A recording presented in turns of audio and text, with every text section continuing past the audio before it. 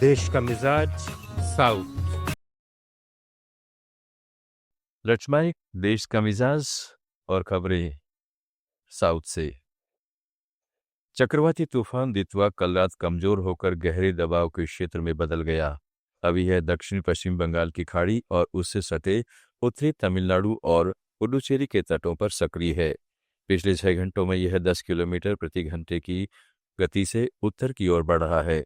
यह चक्रवात चेन्नई दक्षिणी पूर्व पुडुचेरी से 90 किलोमीटर दक्षिणी पूर्व में कुडालोर व कराईकासल से 100 किलोमीटर दूर है। इसके गहरे दबाव के क्षेत्र में बदलने से तिरुवल्लुर जिले में मूसलाधार बारिश होने की संभावना है। चक्रवात दितवा के कारण भारी बारिश की संभावना को देखते हुए नेल्लोर जिला प्रशासन ने आज सभी सरकारी, निजी, सहायता प्राप्त और आंगनवाड़ी स्कूलों के साथ ही सरकारी और निजी कॉलेजों में अवकाश घोषित कर दिया। संयुक्त कलेक्टर मोगली वेंकटेश्वरलू ने इसकी घोषणा करते हुए कहा है कि एहतियात के तौर पर यह अवकाश घोषित किया गया है। कर्नाटक के स्वास्थ्य मंत्री दिनेश गुंडूराव ने स्वास्थ्य क्षेत्र में निरंतर सुधार की आवश्यकता पर जोर दिया है और माना कि प्रणाली में खामियां हैं। मध्य प्रदेश और राजस्थान में कोल्ड्रिफ पेडियाट्रिक कफ सिरप से हुई मौतों के बाद उन्होंने जवाबदेही और प्रशासनिक पारदर्शिता की आवश्यकता जताई।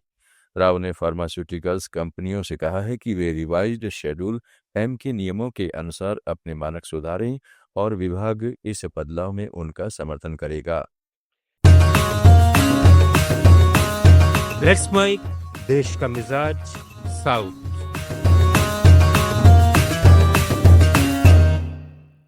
बेंगलुरु में बायो इक्विवेलेंस स्टडी पर आयोजित कार्यशाला में उन्होंने कहा है कि गरीब और अमीर दोनों के लिए दवाओं की गुणवत्ता और प्रभावशीलता समान होनी चाहिए।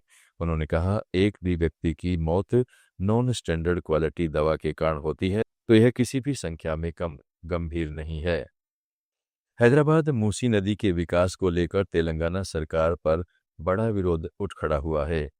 पर्यावरण कार्यकर्ताओं, मानव अधिकार समूहों और स्थानीय निवासियों ने मूसी जन आंदोलन के तहत इस परियोजना को सामाजिक और पर्यावरणीय रूप से अनुचित, वित्तीय रूप से असंभव और रियल स्टेट का माध्यम बताया है। आंदोलन के प्रमुखों ने प्रेस कॉन्फ्रेंस में कहा है कि सरकार ने न तो जनता से कोई राय ली, न विस्तृत परियोजना रिपोर्ट तैयार की। उनका सवाल है कि यह परियोजना नदी की सफाई, इकोसिस्टम के पुनर्जीवन या केवल रियल एस्टेट और पर्यटन लाभ के लिए है। मूसी जन आंदोलन का आरोप है कि चदरगढ़ और मलकाबेट के 400 से अधिक गरीब परिवारों को जबरन हटाया गया। 734 एकड़ सरकारी भूमि MRTCL को ट्रांसफर की गई और नदी में औद्योगिक प्रदूषण जारी है। अब कर्नाटक के मुख्यमंत्री सिद्धरामैया उप मुख्यमंत्री DK शिवकुमार के आवास पर चाय पानी करने जाएंगे। आधिकारिक सूत्रों ने आज बताया कि मुख्यमंत्री कल मंगलवार को शिवकुमार के घर जाएंगे। राज्य में सत्तारूढ़ कांग्रेस के भीतर महीनों से चल रही खींचतान के बाद एकता और शांति प्रदर्शन के लिए ये मुलाकातें हो रही हैं।